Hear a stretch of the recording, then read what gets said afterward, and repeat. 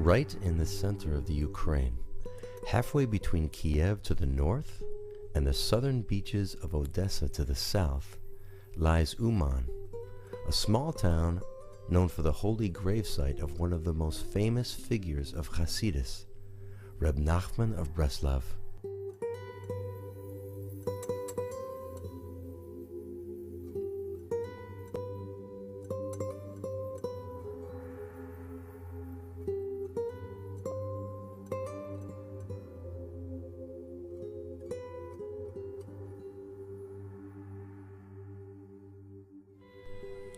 The Ukraine had been under Polish rule until the latter part of the 18th century, and the town of Uman had been an important garrison town. In Uman, the Polish governor Count Felix Potocki built the Sofiewka Park, a famous botanical garden. Rabi Nahmane found serenity here with its waterfalls and narrow stone bridges and natural beauty so conducive to contemplation.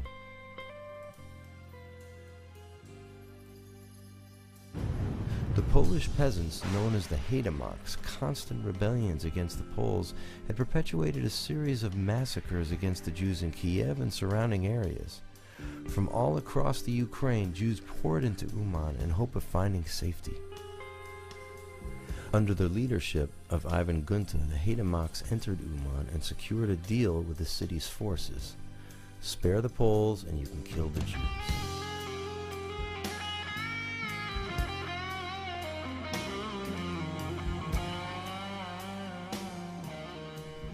Gunta gathered the Jews in the town square and posed an ultimatum: convert or die. Without exception, they chose martyrdom. In 1768, more than 20,000 Jews were massacred in the town of Uman.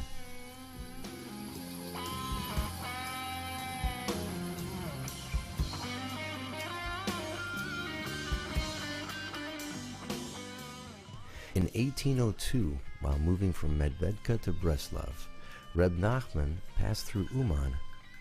Gazing upon the mass graves of the martyrs, he remarked, "Here is a good place to be buried." A great fire that raged through the town of Braclava after Pesach of 1810 consumed the Rebbe's house. The very next morning, a messenger arrived in Braclava requesting that the Rebbe move to Uman. The Rebbe's face turned beet red, for he knew that he was being called there to die.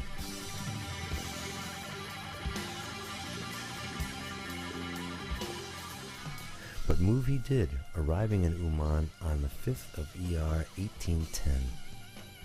He said, "The reason I am going to Uman is because of the many souls there awaiting rectification, particularly those martyrs killed in the 1768 massacre." On the 18th of Tishrei, 1810, Rabi Nahmane passed away and was buried amongst the martyrs.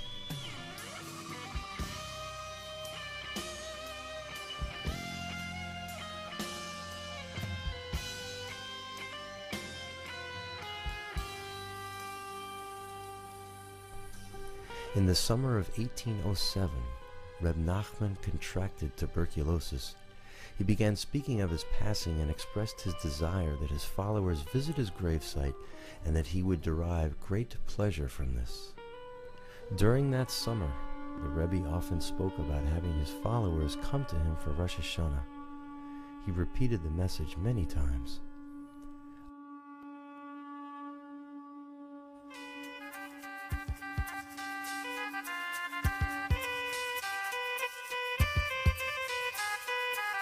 Reb Nassan, the Rebbe's closest follower, established the annual Rosh Hashanah gathering, also called the kibbutz. Each year the gathering grew, until the Breslov Hasidim could not find a place large enough for everyone. Reb Nassan began building the large Breslover shul, the Kloitz, which was completed in 1834. After Reb Nassan's passing in December of 1844, his closest disciple, Reb Nachman Tolchener, moved to Breslov and assumed the leadership of the remaining Hasidim. 18 years later, in 1862, he moved the Hasidus to Uman. People came from as far away as Israel to pray at the holy gravesite.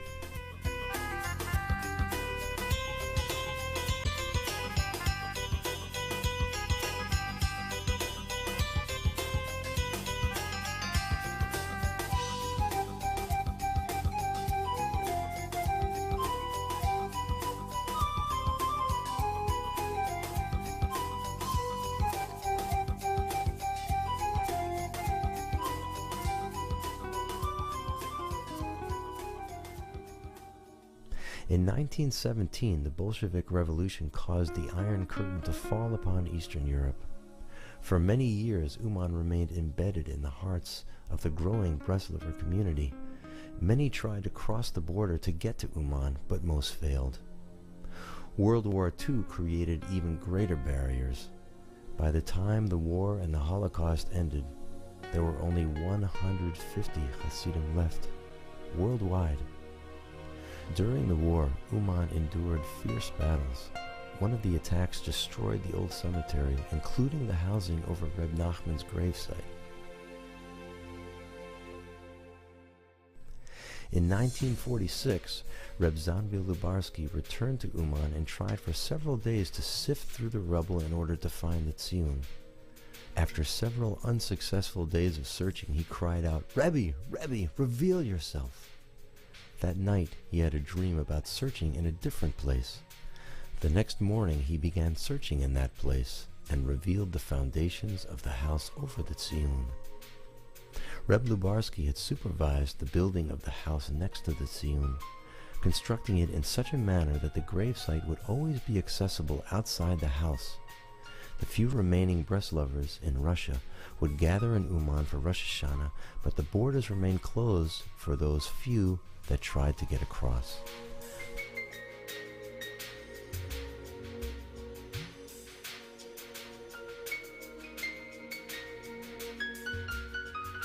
That was until the summer of 1963, when Gedalia Fleer made the first attempt by a Westerner to gain access to Uman. Reb Michael Dorfman, then living in Moscow, met Gedalia in Kiev and took him to Uman. Following the first breach in the communist wall, the winter of '63 saw the first group trip to Uman, led by Rabbi Tzvi Aryeh Rosenfeld. In the midst of the Cold War, the Soviets often applied pressure to gain certain diplomatic victories.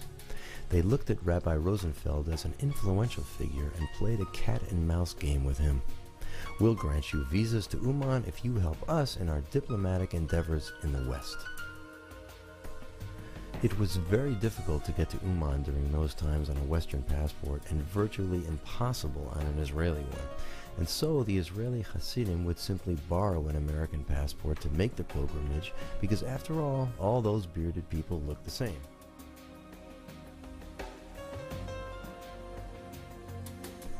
In 1988, when the Soviet system was breaking up, a group of 250 people were granted visas to visit Uman before Rosh Hashanah, but were supposed to be in Kiev for the holiday. Somehow the Hasidim succeeded in their mission and celebrated Yom Tov with the Rebbe.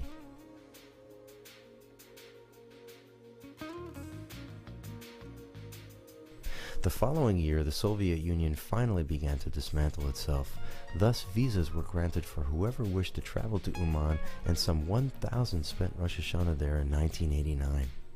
From then on, the travel to Uman has been increasing steadily. 1990 saw some 1,500 people. In 1991, there were 2,500. By 1995, the kibbutz hosted some 5,000 people.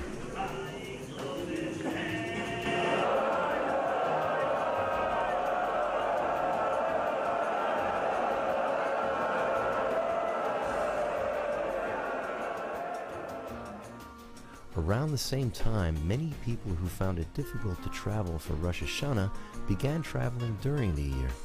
Individuals and groups form a steady stream of visitors to Uman and other holy grave sites in the Ukraine, such as the Baal Shem Tov in Midzebosh, Reb Nassan of Breslov, and in Berdichev to be with Reb Levi Yitzchak. However, the phenomena that revolves around Reb Nachman's gravesite is unprecedented. The past few years from 2007 have seen somewhere from between 25,000 to 30,000 people making pilgrimages there every year. Amazing!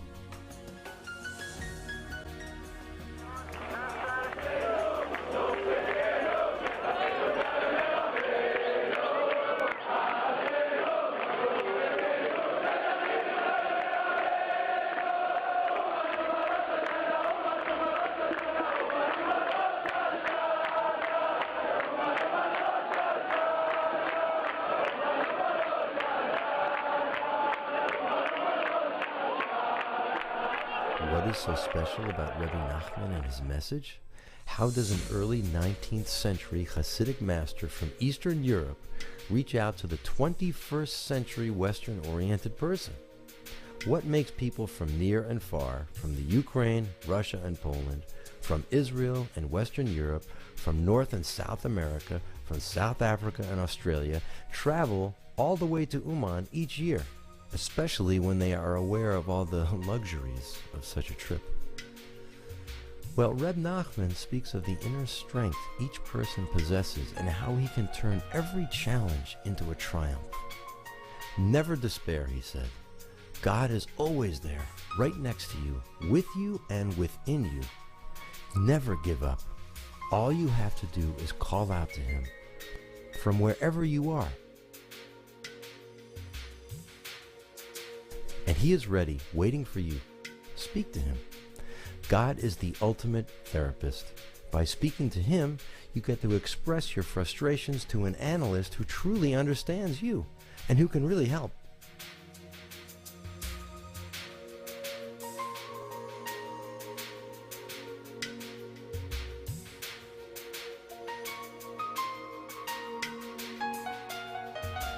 I may have messed up in my life. I may have even messed up my life. But, as the Rebbe teaches, the same truth, when articulated, becomes a beacon of light to guide us on a lighted path in order to leave behind an erratic lifestyle for one of stability. Of course, faith plays a major part in Rabbi Nachman's teachings. And when we strengthen our faith, not only do we get to believe more in God, but we actually get to believe in ourselves, that we can really change for the better. Thus, we can truly improve our lives. And there's the constant joy Reb Nahman always speaks about. It is available and it is within the reach of all of us if we but draw upon the reserves of good that dwell inside each and every one of us. It is told that one day Reb Nassan tore himself away from his home in Nemirov and traveled to Reb Nahman knowing he would have to return right away. When he arrived, the Rebbe said to Reb Nassan, "To you we must say, Bruchim Habaim and Seitchem Leshalom, welcome and go in peace." We say the same, welcome to the world of Braclava.org. And becoming fortified with the Rebbe's teachings and advice, we wish you to go in peace. With Reb Nahman as your guide, you are ready to face the challenges that confront you as you embark on your own individual spiritual journey to your destination and your destiny.